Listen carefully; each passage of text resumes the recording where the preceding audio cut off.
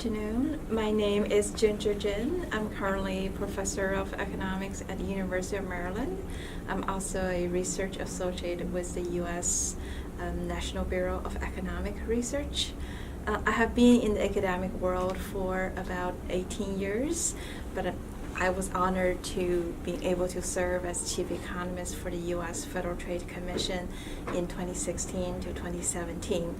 So, having seen both the practice on the ground as well as the academic research, it's really privileged to be able to talk at the 2018 Competition Economics Workshop organized by ICN, OECD, and KPC. My topic today is about big data and competition.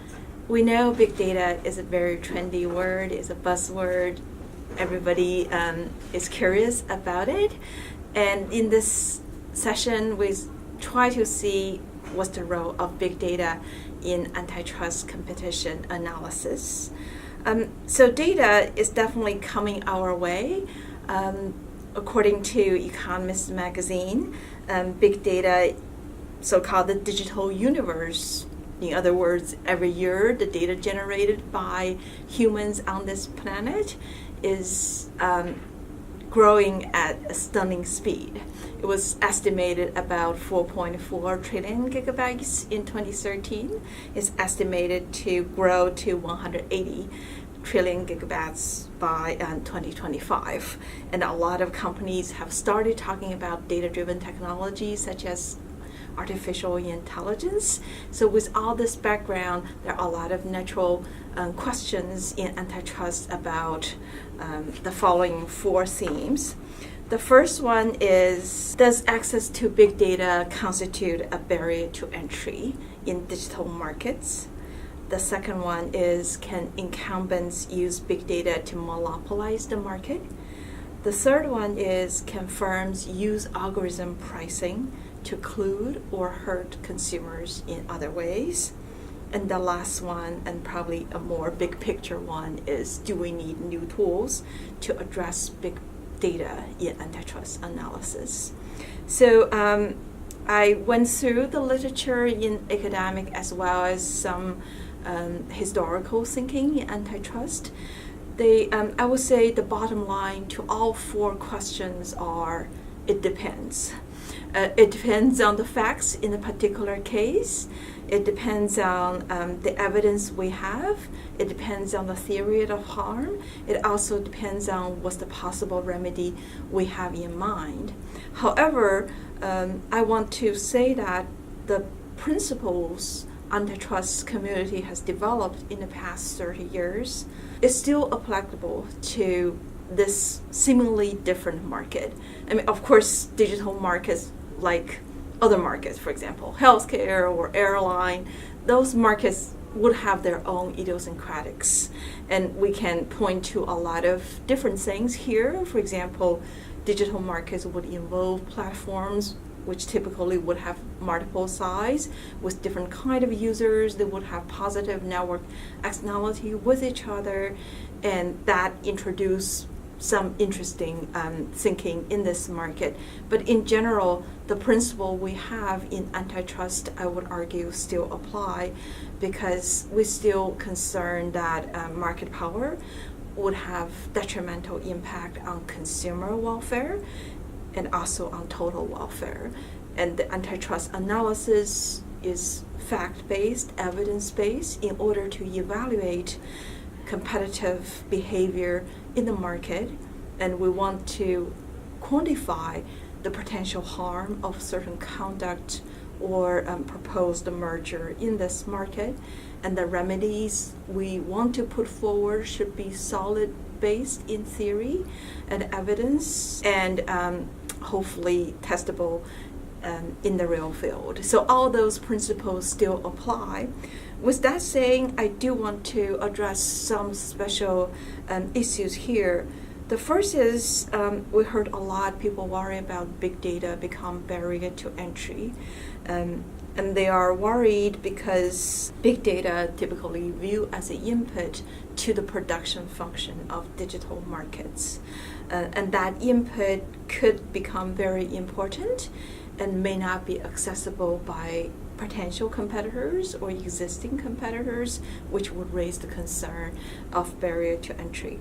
However, we do see disruptive innovations in the digital markets alone. For example, Google is able to take over Yahoo, Facebook is able to take over MySpace in social media, and we see Spotify has disrupted music download online. So all those examples suggest that big data is probably important input, but not a necessary input for a newcomer to overcome the hurdles they face in the market and bring more efficiency to the market.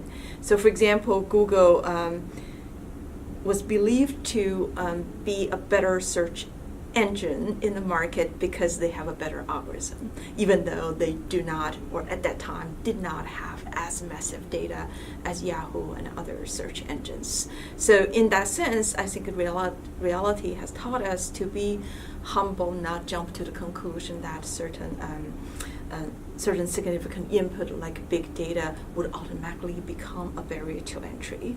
I think we probably still don't want to rule out the possibility that the big data could be a barrier to entry, and especially if the entry needs large amount of data in the real time with high accuracy.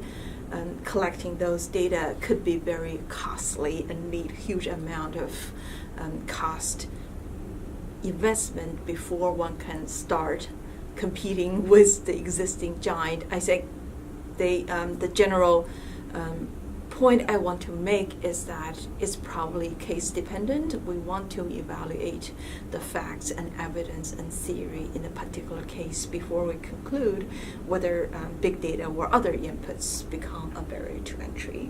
So coming to the second point, the second question, whether incumbents can use big data to monopolize the market, or we can replace that with, can incumbent use X to monopolize the market? That X could be big data and could be something else more prevalent in traditional market. And I think the analysis will be the same, or at least similar after taking into account the idiosyncrasies in the market.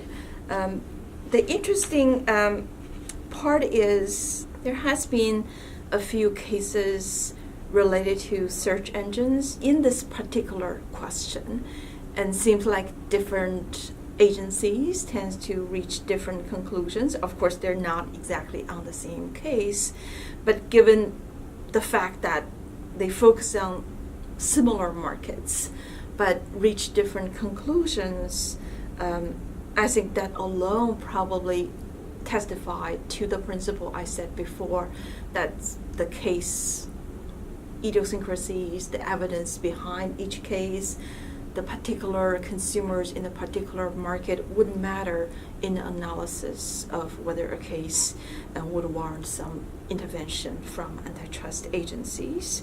And even academically, I think the empirical evidence have started to show that the evidence really depends on the context.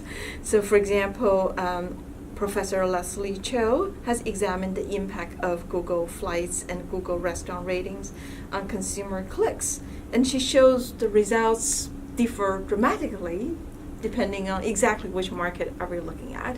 The Google Flights seems to have reduced clicks to competing travel agencies, while the Google Restaurant ratings has increased clicks to competing restaurant rating websites, according to her study.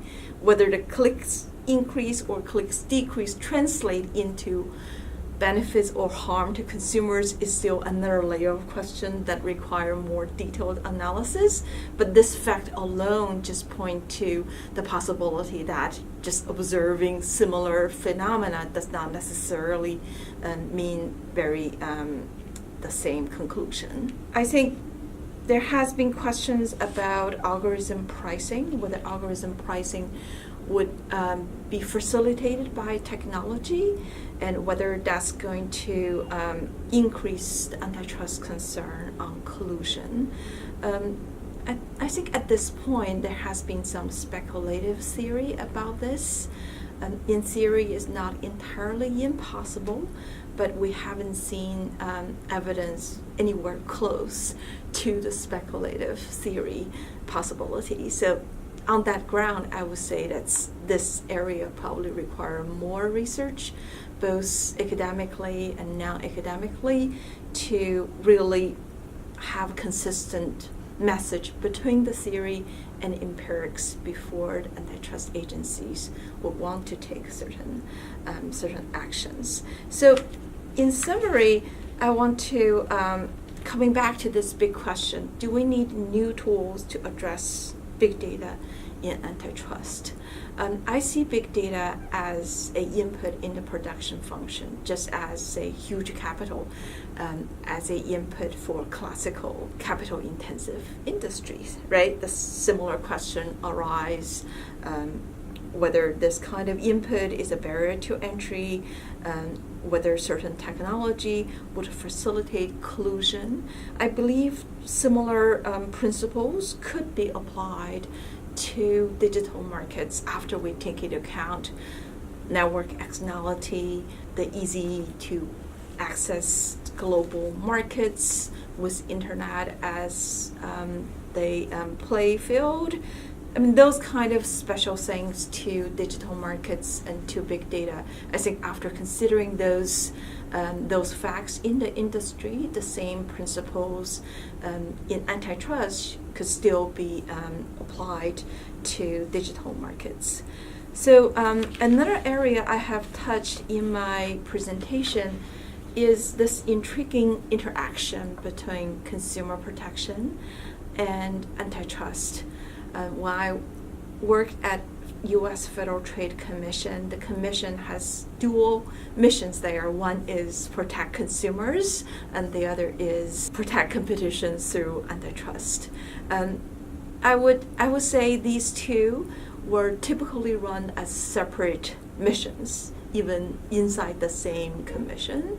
Fortunately, my privilege in working in both areas bring me to the observation that a lot of issues actually involve consideration in consumer protection as well as consideration in antitrust. I would argue that big data actually exacerbate the information asymmetry between consumers and firms. For example, consumers typically would have more and more overload of information because of all kinds of data coming their way. They're constantly looking for ways to overcome that information overload and try to find a way to simplify things, try to find a way to focus their attention on limited set of topics. While firms, sort of on the opposite, they welcome all sorts of data. They are eager to use that data in their pricing, in their advertising, in their product choice. And they want to apply cutting-edge technologies such as artificial intelligence to the big data. They have way more resources, engineers, data scientists, lawyers, all those together to deal with big data, while in comparison, individual consumers are basically not using that. They're actually looking for the opposite. That's just tell me what to do with this data, and then I would just focus on that. So I argue that would enlarge the information asymmetry between consumers and firms, and sometimes could find interesting interplay between consumer protection and the antitrust analysis.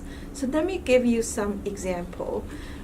So for example, we have seen literature, both theory and empirics, showing that firms actually have incentive to compete aggressively in order to obfuscate consumers, especially when consumers have some naivete, they have certain kind of behavioral bias. For example, they tend to focus on very narrow set of things while ignoring the background strategic information. They tend to be overconfident. They may make mistakes when they accept certain information, translate into their strategic behavior against certain opponents. And we have seen empirical examples where some of the naive consumers got taken advantage of by sophisticated firms because they were not presented all the information critical to their decision-making process. And competition could, I'm just saying could, intensify that problem. And I want antitrust agencies, when they consider competition, when they promote competition in this kind of landscape, they would have the consumer protection concerns in mind and probably have a balanced view of evaluating certain benefits and cost of competition on consumers. So that's one example.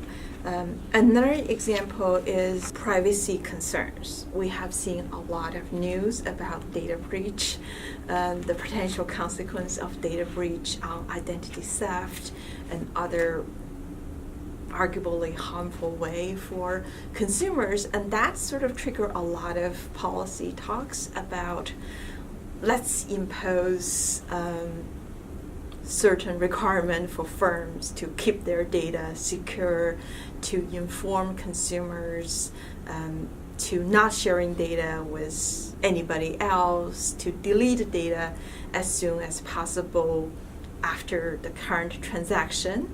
And all those are probably out of good intention to protect consumers. However, some of those thoughts could have implications for competition. So for example, if we say, okay, you got to have cutting edge data security measures in all kinds of firms, and that probably costly for all firms, right? The same cost could be peanuts, relatively speaking, to existing giants, but could be really significant costs for somebody working out of a garage in order to compete with those giants.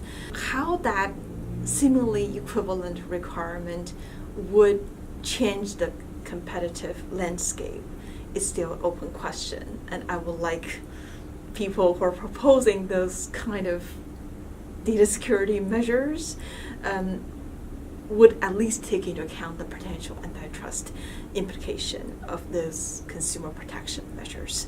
So just in conclusion, I believe big data introduce complicated trade-offs in competition, but the existing antitrust framework is still flexible enough to address special issues in these markets while still applying the same principle, the same economic principle to this area. And I would like to emphasize that big data could exacerbate information asymmetry between firms and consumers, and therefore when policymakers consider certain issue either from the consumer protection point of view or from antitrust point of view, I would encourage them to think about the other side story, how a measure in antitrust could affect consumer protection or vice versa. And finally, big data, especially big data in platform economy, are truly global. We see giants like search engines, social media, they have practice all over the world, in many countries, in many continents. However, we see some differences in how the antitrust and the consumer protection laws have been enacted and enforced in different continents. I think given the globalization of digital economy, consistent policy making is really important to reduce policy uncertainty and also bring all competitors to the same ground so that we can see the most benefits of competition for consumers. Thank you very much.